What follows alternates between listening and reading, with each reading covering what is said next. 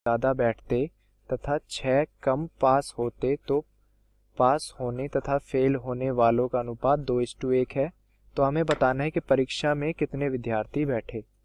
ठीक है, तो दोस्तों हम मान लेते हैं कि जो परीक्षा हुई उसमें पास होने वाले विद्यार्थियों की संख्या है x। तो कितने बैठे, x प्लस y बैठे दोस्तों परीक्षा में, उसमें से x पास हुए y फेल। तो हमें दिया गया है x बटे y है 3/1 के बराबर। ठीक है, ये दिया गया है। और क्या कहा है कि 8 विद्यार्थी यदि ज़्यादा बैठते, यदि x प्लस वाई तो पहले से ही थे, उसमें 8 और आ गए, तो अब कितने पास होते हैं, 6 कम पास होते हैं। यानी अब x पहले पास हो रहे तो x माइनस 6 पास हो रहे हैं। यदि x प्लस वाई प्लस 8 में से x माइनस 6 पास हो रहे हैं तो फेल कितने होंगे दोस्तों, यह हो गए कुल विद्यार्थी। इसमें से यदि हम पास होने वाले हटा दें, यानी x माइनस 6 इसमें से घटा दें, तो आपको फेल होने वाले मिल जाएंगे। यानी यहाँ से फेल होने वाले विद्यार्थियों की संख्या आ गई y प्लस 14। तो अब कहा है कि नया अनुपात क्या है, 2:1, यानी x माइनस 6 बटे वाई प्लस 14 आपका है 2/1। इन दो समीकरण से दोस्तों हम x और y निकाल सकते हैं। समीकरण 1 कहता है x है 3y के बराबर, तो उसे आप समीकरण 2 में रख दीजिए।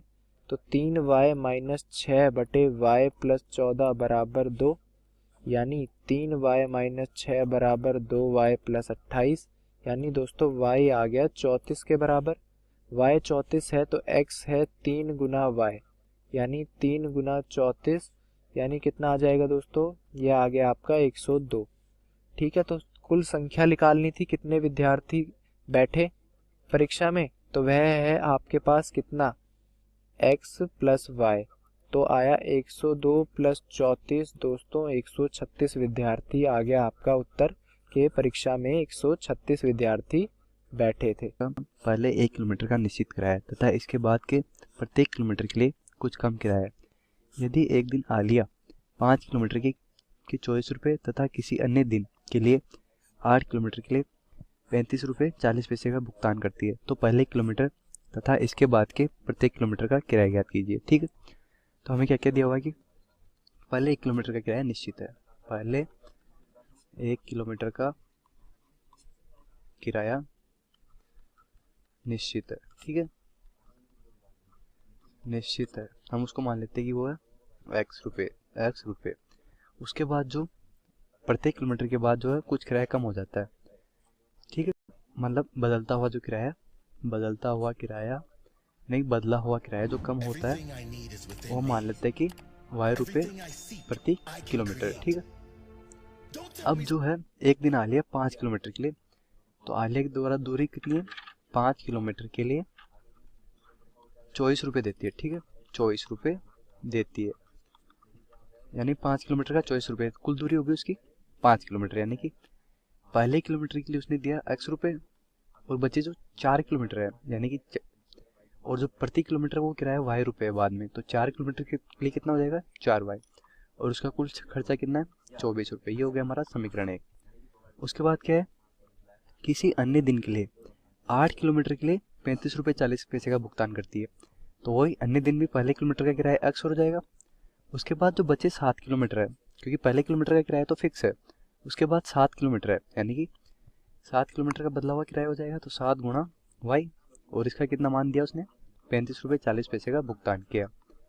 अब हमें समीकरण 1 व 2 x और y के रूप में, x और y के रूप में दो समीकरण है, तो हम इसको विलोपन विधि द्वारा हल करते हैं। तो विलोपन विधि से हल।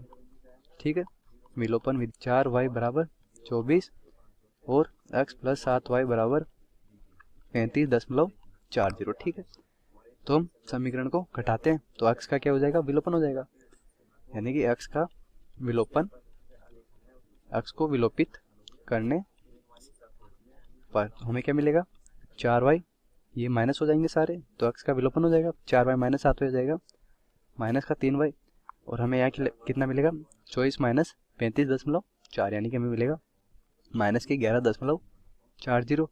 तो माइनस से माइनस कट जाएगा, यहाँ से हमें क्या मिलेगा y बराबर 11.40 बटे में 3, ठीक है।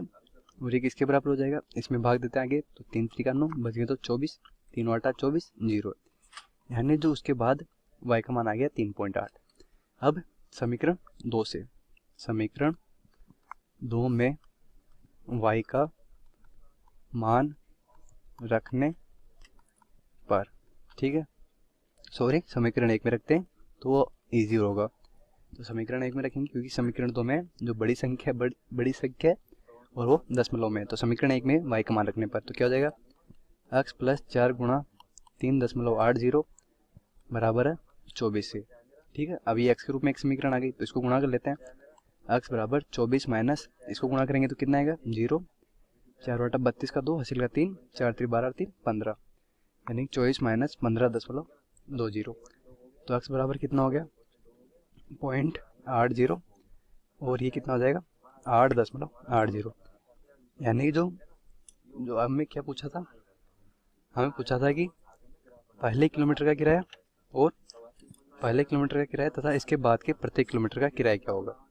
तो हमने पहले किलोमीटर का किराया क्या माना था, इसलिए पहले किलोमीटर का किराया बराबर x माना था हमने 8.8 रुपये होगा, तथा इसके बाद प्रत्येक किलोमीटर का किराया, y का मान हमने कितना निकाला, अभी हमने y निकाला 3.80, जो घटा हुआ किराया वो कितना हो जाएगा 3.80 रुपये होगा। तो हमारे आंसर्स हो जाएंगे 8.8 और 3.80। तो उम्मीद है आपको प्रश्न समझ आया होगा। धन्यवाद।